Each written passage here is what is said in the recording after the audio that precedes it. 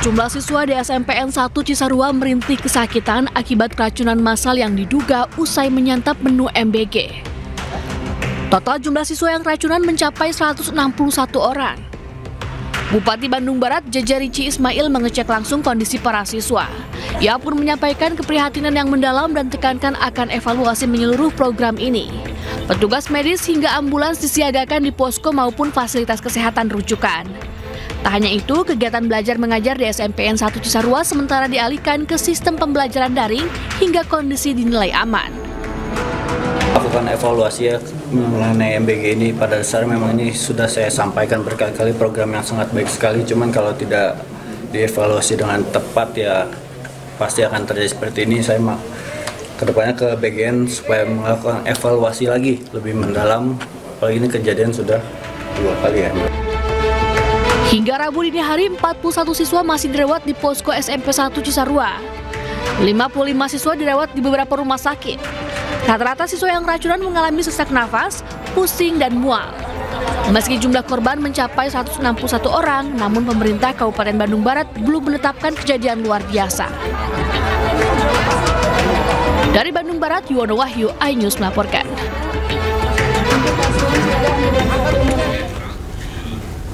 Kita akan mengetahui informasi terkini pemirsa dan sudah bergabung bersama dengan rekan Yuwono Wahyu di Posko Kesehatan SMP Negeri 1 Cisarua, Bandung Barat.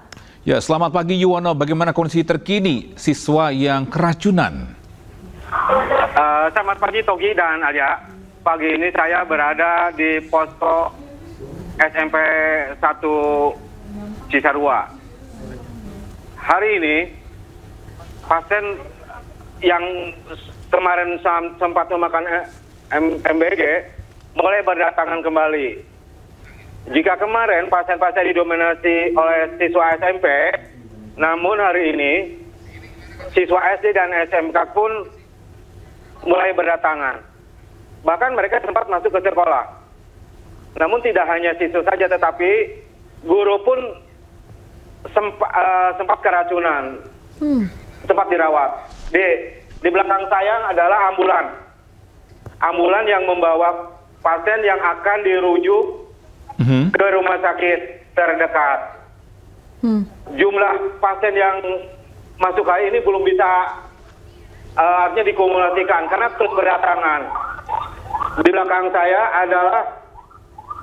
belakang saya ruangan di mana siswa SMK yang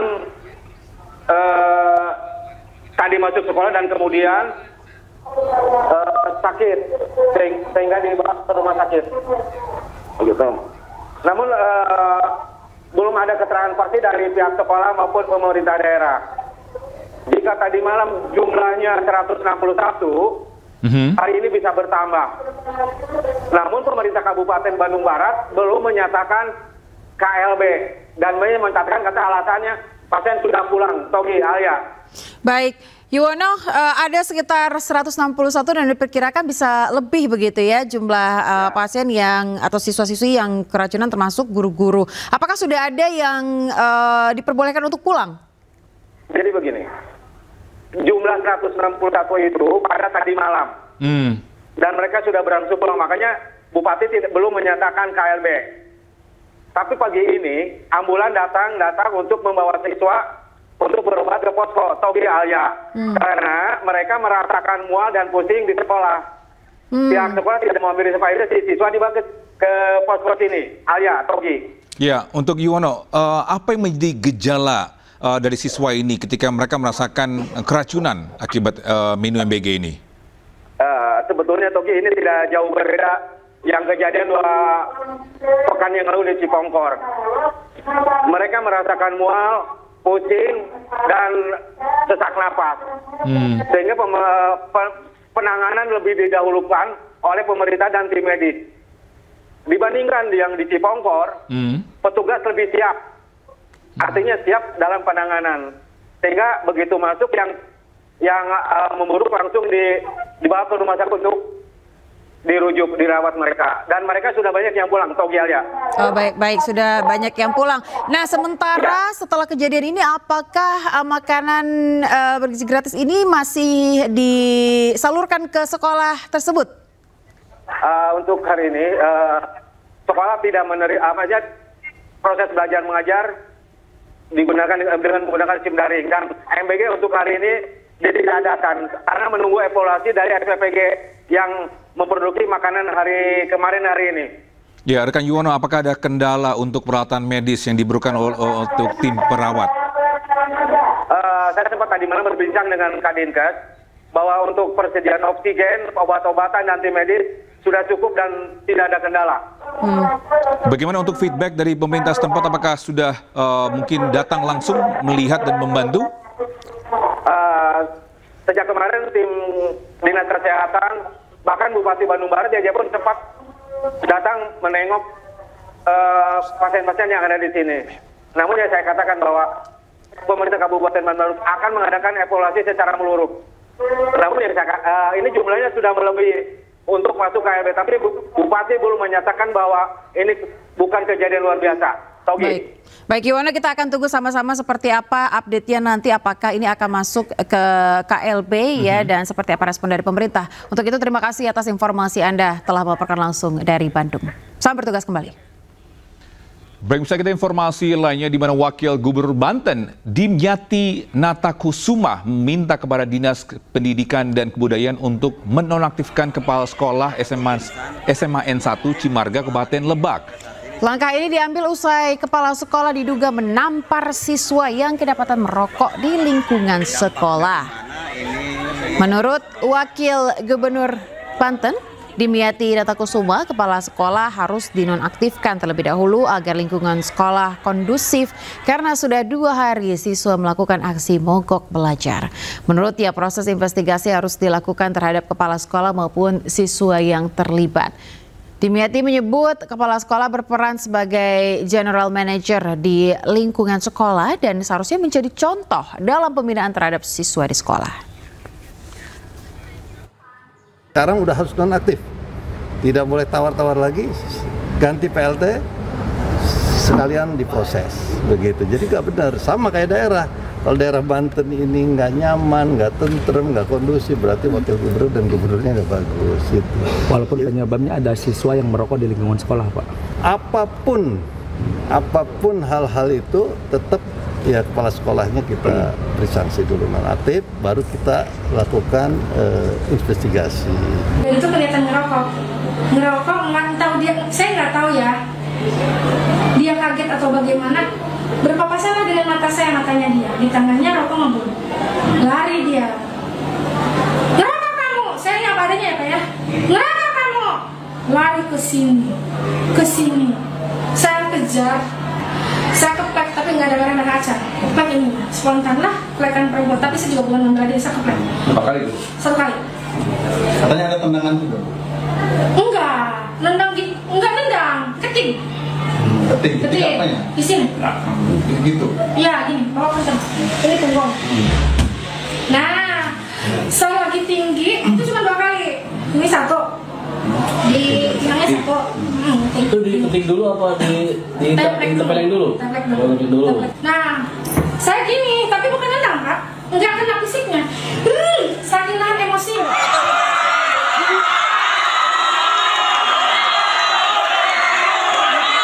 130 siswa di SMA N1 Cimarga Kabupaten Lebak, Banten mogok belajar massal. Aksi ini merupakan bentuk protes terhadap kepala sekolah yang diduga menampar salah satu murid karena ketahuan merokok di lingkungan sekolah. Ratusan siswa berhamburan ke halaman sekolah melakukan aksi menolak kekerasan di lingkungan pendidikan di Kabupaten Lebak, Banten. Aksi protes berlangsung damai namun penuh emosi. Beberapa guru terlihat mencoba memenangkan massa. Bahkan sebagian siswa yang menyaksikan kejadian sempat pingsan dan dilarikan ke puskesmas terdekat untuk mendapatkan perawatan medis.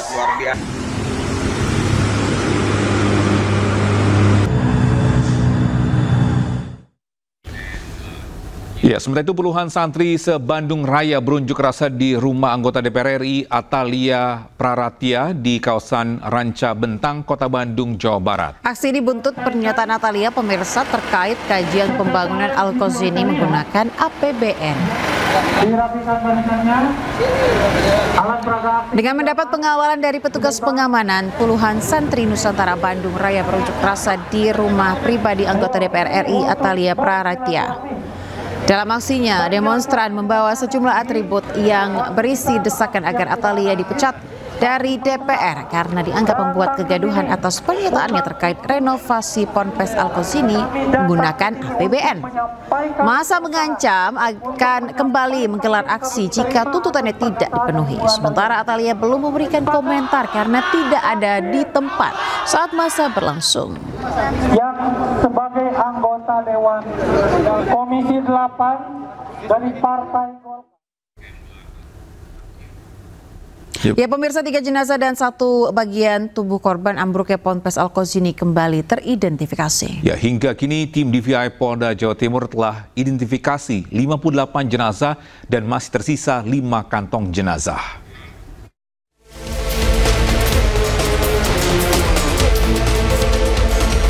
Pasca ambruknya Ponpes Al-Qazini 29 September lalu, proses identifikasi korban masih terus berlangsung. Hingga Selasa malam, tim DVI Polda Jatim berhasil mengidentifikasi 4 kantong jenazah.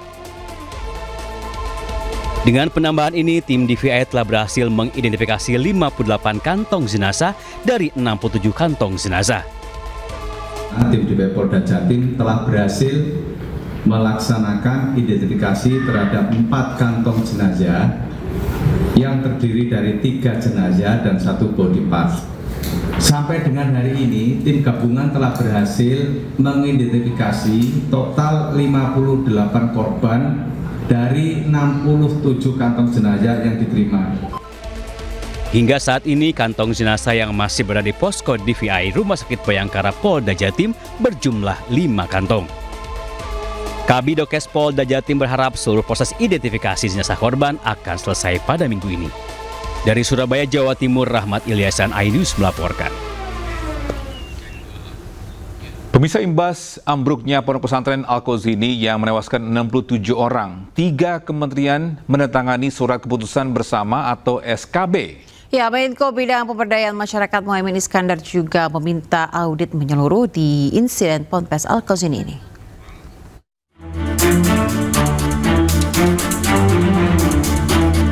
Imbas ambruknya Pondok Pesantren Al-Qazini yang menewaskan 67 orang, 3 kementerian menandatangani surat keputusan bersama atau SKB. Kementerian tersebut yakni Kementerian Dalam Negeri, Kementerian Agama, dan Kementerian Pekerjaan Umum. Menko Bidang Pemberdayaan Masyarakat Muhaimin Iskandar mengatakan pentingnya audit menyeluruh setiap pesantren untuk keselamatan santrinya.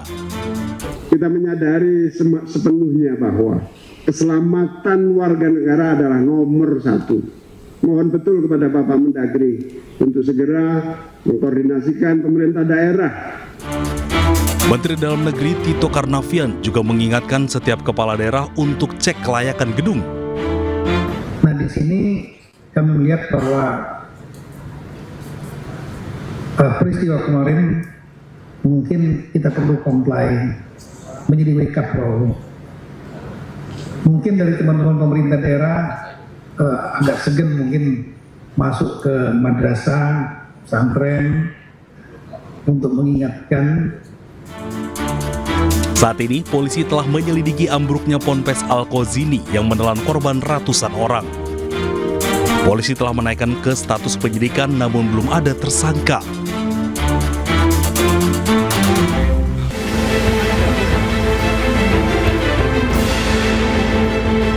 Petugas gabungan mendadak mendatangi lapas kelas 2A Purwokerto pada dini hari saat mayoritas warga binaan sedang beristirahat. Petugas langsung memeriksa semua kamar yang dihuni warga binaan, termasuk barang pribadi. Petugas menemukan sejumlah barang yang disinyalir dapat menimbulkan gangguan keamanan di dalam lapas. Barang-barang seperti gunting, sendok, puluhan korek api, batu, paku, dan sejumlah kartu permainan lalu disita. Sasaran utama razia ini adalah peredaran narkoba dan ponsel di dalam lapas, namun petugas tidak menemukan. dalam rangka mendeteksi dini gangguan keamanan dan ketertiban yang ada di lapas kelas 2A Purwokerto. Malam ini kita mendapatkan beberapa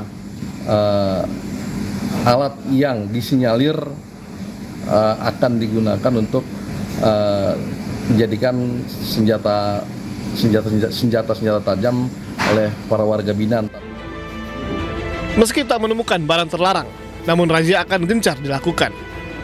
Sanksi tegas akan diberikan kepada warga binaan yang kedapatan memiliki narkoba ataupun membawa ponsel. Begitu pula dengan petugas lapas, jika terbukti terlibat, maka akan dipecat dan diproses hukum. Dari Banyumas, Jawa Tengah, Saladin Ayubi, iNews melaporkan. Kita ke informasi lain, pemirsa, keracunan massal kembali terjadi di Bandung Barat. Kali ini terjadi di SMPN 1 Cisarua. 161 siswa keracunan usai menyantap menu MBG.